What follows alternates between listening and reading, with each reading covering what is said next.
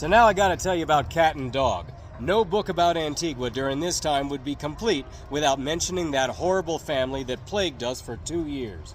Just ask anybody, hey, you remember that awful family with the crazy kid? And people will think for a second, and then their faces light up. You don't even have to say their names. Cat was the woman. Did you ever see that Dr. Seuss movie they made of Horton Hears a Who? The purple kangaroo that was all up in everyone's business?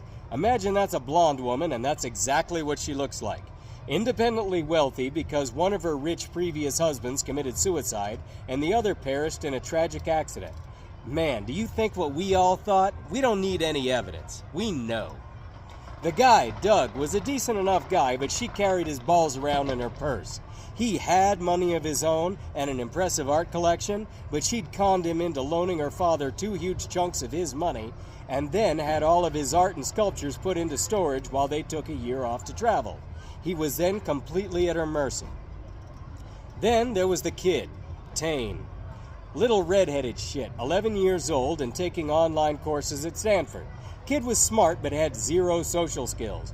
Cat said he had Asperger's, but I say he had no parenting at all and didn't know how to act. He was smug and rude to people he didn't like, and if he did like somebody, he got right up in their faces and stared at them long after it was uncomfortable, which means he was in my face all the damn time.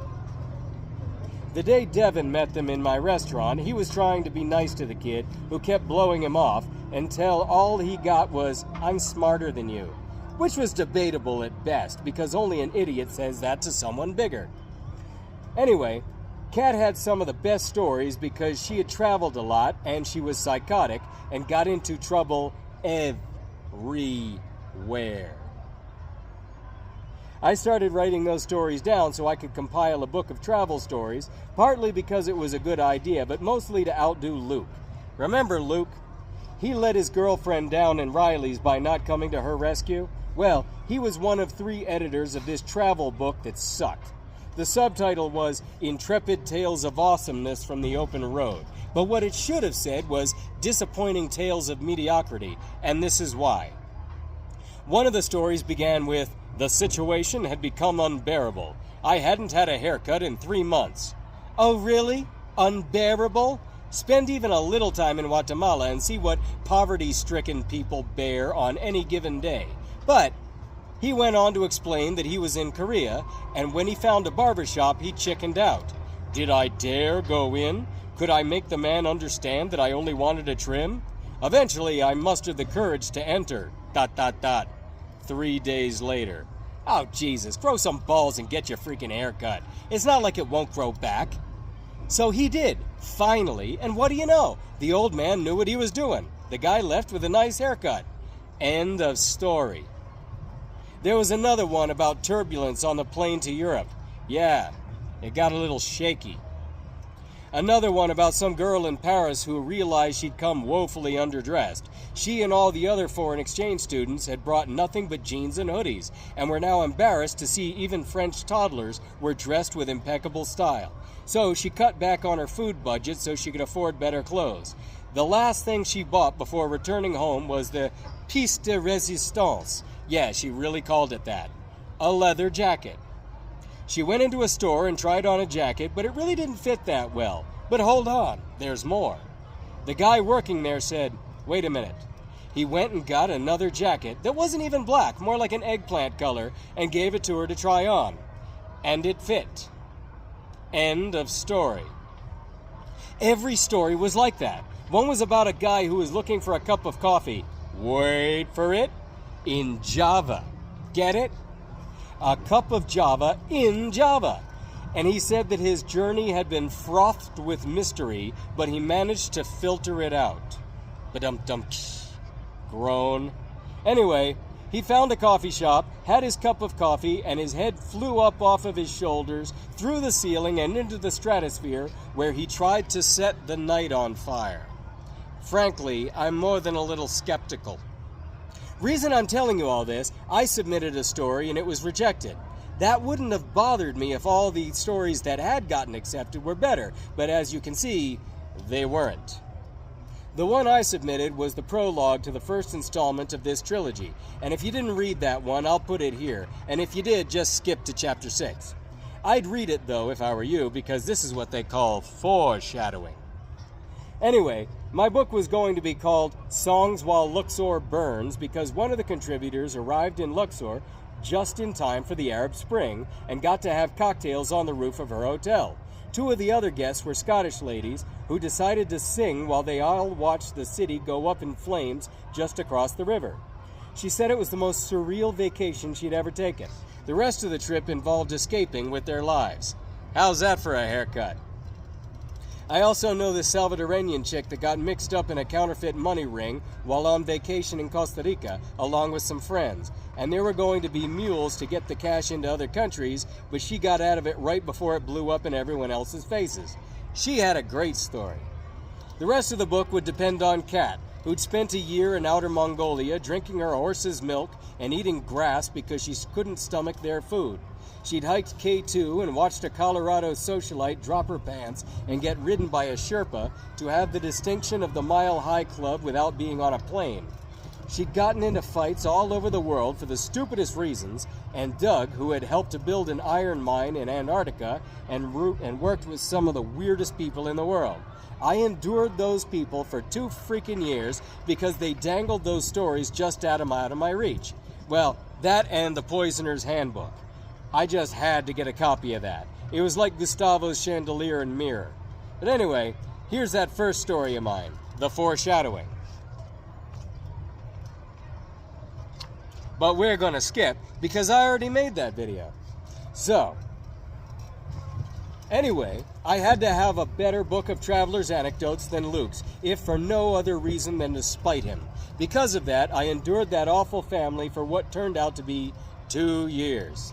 I liked them at first because they were quirky and rather well educated. We got each other's jokes. But when we took a trip with them with us on a little road trip, my wife and I, our affection for them ended. One, she stank. We never really noticed, but she claimed the water from the shower irritated her skin, so she didn't wash. Her coat had never been washed either. It was from Nepal, and the story about how she'd gotten it was funny, but I wouldn't have included it in the travel book, so I won't include it here. Anyway, it was horrible. Her breath was terrible too, and she'd leaned forward into the cut between the 2 front seats and talked all the way from Antigua to the capital. We couldn't breathe. And 2, all she did was complain. Didn't have a single nice thing to say about anyone or anything. And there were way too many occasions when some perv in her hostel had tried to initiate sex with her kid for any of them to be believable. It just couldn't have happened that many times. Not to that kid. I'm sorry, but I can't imagine Howdy Doody on the cover of Pedophile magazine. Yak, yak, yak all the freaking way, in breath that would have gagged a maggot. We learned a little while later that the other smell, when it had gotten worse, was tame. This kid, who was supposedly taking online courses at Stanford at age 11, still hadn't figured out that shitting your pants was bad. He just didn't think anything was wrong with it. Man, I thought someone had just let one go when I didn't want to say anything. But no, he had to be changed once we got where we were going. The poor stepdad, Doug, was the one to tell me, and to apologize for the both of them. I'd come to feel very sorry for that guy and to try my best to help him. Anyway, they liked Antigua and me so much that they decided to get a place to stay and asked me to help them find one. I got them into a little 2-room house, one of 7, inside one of those walled properties I described earlier. There was a yard with all these casitas, and they took the one in the back. They had stayed almost 2 years, coming out mostly at night because, like I said, the kid was taking online courses. The internet was slow during the day, so they'd stay up all night so the kid could study. Then they'd come out looking for something to eat, and the only places open were bars. They got a lot of grief from stupid-ass plebs for bringing the kid to a bar in the middle of the night and leaving him unattended while she tried to hook up with bartenders and the stepdad tried to pretend he didn't notice. She yelled at all the people who criticized her, saying that the kid was going to be someone when he grew up, not a nobody like them, who only hung out in bars in the middle of the night, and we tried to see the logic in it with little success. That's like being in Walmart and looking down on all the people who were shopping there too. Sometimes they came out during the evening looking like vampires and talked to me incessantly even if I was busy. If I stood there with my pen to the pad in front of a table of irritated diners trying to get it through to Kat that I had to take the orders of my diners and couldn't when she continued to talk to me from across the room, she struck up a conversation with the people of the next table. Once, she stood next to one table for 2 hours telling her life story to a couple celebrating their 50th anniversary. Really? As if those people didn't have anything they wanted to talk about amongst themselves. Nobody wanted to sit next to her because she smelled so bad, like a fish market, but no one had the nerve to tell her. I lost so many customers because of her. People just got up and walked out, and I never saw them again. One day, a lovely Welsh couple came in and had lunch, and I'd enjoyed a whole day without that family and was so pleased to meet this couple that we became good friends. They loved the food so much that they came back to eat every day and eventually decided to stay a little longer in Antigua. At the very moment they were asking me if I knew a place for them to stay, in walked the family. They met, had a pleasant chat, and the 5 of them left together to go see the little condominio of casitas. Apparently the couple found it charming and moved right in. But the very next day they came in, bright and early, for the first time without those 1,000-watt smiles I'd grown accustomed to. They asked me how well I knew that family. I didn't answer. Then they told me that Kat had started screaming at about 10 o'clock and didn't stop, not even to take a breath, until 7 in the morning. She cussed Doug out and beat him up until he grabbed her wrists, and then she kicked, and when he managed to step on her feet, she bit him. All night long. The Welsh couple asked their new neighbors, in hesitant Spanish, if that happened every night, and were assured that it did. And somehow the kid tuned that out and studied. I told them I had no idea, and they shook their heads at the sadness of it and left. They asked if I knew another place for them to live, but I didn't, and they were going off to look. Every day they came in telling me that it had happened again, and they hadn't gotten a wink of sleep. We'd sit up and think up ways we could help Doug, and I talked about it with my wife and with Devin. We agreed that Kat was even worse than Zenobia. Well, maybe not. Eventually, Doug came around during the day. He'd managed to sneak out while she was asleep, and he looked like hell. He was so pale from never coming out except at night, and his eyes had deep black circles from never sleeping. He had bites on his skin, angry red semicircles of teeth marks. I got out my computer, set him up a phony email account since she was watching his like a hawk, and we wrote to every friend and relative he had asking for help. He'd had no access to his own money in over a year because of her talking him into lending it to her dad, and the old man had no intention of paying it back. He was screwed, and she had hidden his passport, squirreled away all of her money around town, and then took out her vengeance on him for everything anyone'd ever done to her. Good-for-nothing, blue-collar working man that he was. Apparently, she had done it every night since forever, but I was only hearing about it now. Well, he'd had enough. He was ready to run away, but had nowhere to go. Some customers came in and I had to work, so he took off to go talk to some other people, and I didn't see him again for a few days. She, on the other hand, came in like a demon the very next day, yelling about how he'd stolen all her money and disappeared in the middle of the night, leaving her alone and broke in this dangerous country. I didn't believe a word she said, making herself out to be a victim, but I kept that quiet. She laid it on thicker and heavier until she was turning off all the people that came in trying to look at the menu, and I finally said what I should have said long ago. I'm sorry, but I'm at work and I can't have this happening here. I'm losing business. Your business is trivial in comparison to my life. Okay, out. What? You heard me. Out. This is not my problem. Well, I never. Eventually, Kat found Doug hiding out at one of the bar owner's houses, and she talked him into coming home. Swore up and down that she'd never hit him or bite him or spit on him again, and when he said no, she pulled out the Piggy card. When he told me about it later, I said, hell no, she's lying. There's no way she got knocked up, at least not by you, not a chance. When the hell do you have sex? When she was screaming at you all night? When Tane was in the next room? When? It never happened, and this is a bold-faced lie to get you back. But he believed her. He went back to her. Reminded me of the girl with the asshole Frenchie. So they came around now and again, and I suffered their company for a while. They asked about my wife, who had told me to lie to them if she was ever there when they came in, and tell them that she was at work and would have loved to see them, but maybe some other time. Months passed. I'm not going to say that. And one day, the wife and I decided to go check out this new restaurant.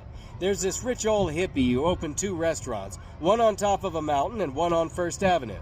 There was a little shuttle waiting every hour outside the one down here to take people to the one up there. We'd been hearing about the one down here for a while, so the wife went, and I was going to meet her when my lunch rush ended.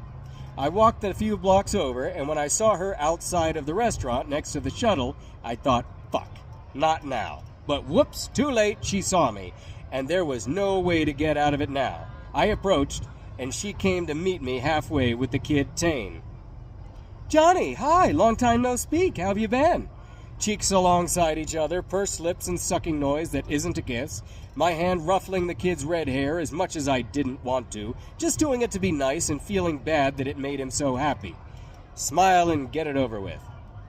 We're waiting by the shuttle, ready to go up to Frank's, and of course, stupid Doug has to storm off in a huff, acting like a fool about not getting his way. Sheesh, I can't stand that man, I tell you.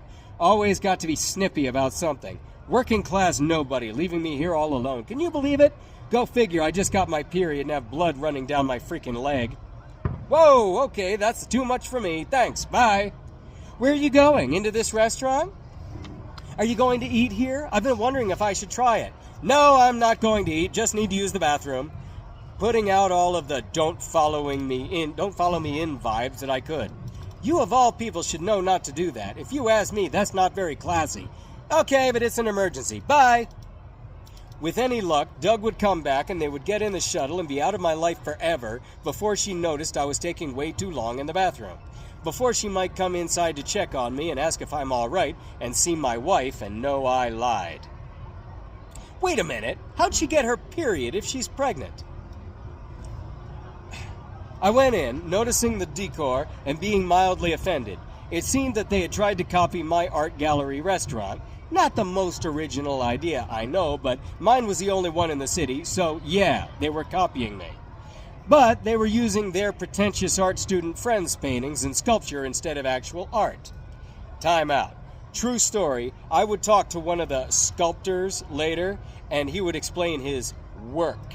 One of them was just 3 oval rocks, one on top of the other, and he called it Zen Princess, with this supercilious look in his eye. And there was another one that was just a big gray freaking rock. He said that piece followed the law of the stone itself.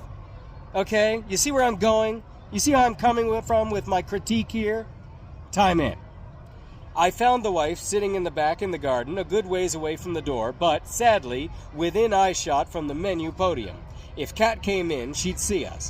I filled wifey in on the situation and its inherent danger, and she lost no time in moving to another table. I heaved a sigh of relief, thinking we were home free. We talked, with me keeping one eye on the door. Eventually, a waiter came in, brought up the tapas she had ordered for us while waiting on me, which were pretty good. I think we had the prosciutto-wrapped medjool dates with cheese, a gastrique or something, and some watercress. Wasn't bad. Then, along came Kat. She pretended to be looking at the art while taking some surreptitious glances at us, and I kept one eye on her without telling my wife.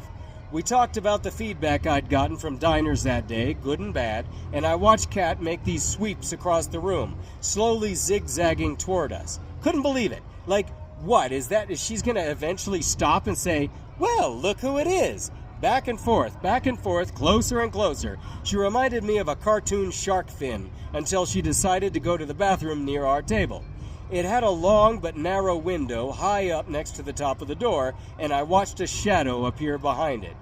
She had to have stood on top of the toilet to look through it at us.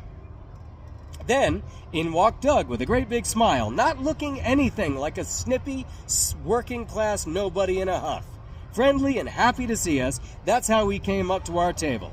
I asked what he was up to, and he told me he had run off to buy the boy a Coke because his blood sugar had seemed a little low. Wow. And she was talking shit about him behind his back while he was taking care of her kid. There came a plaintive cry from the bathroom. "Doug?" "What's that?" he asked, frowning. "It's Cat in the bathroom right there," I said. He frowned again. It sounded like she was crying.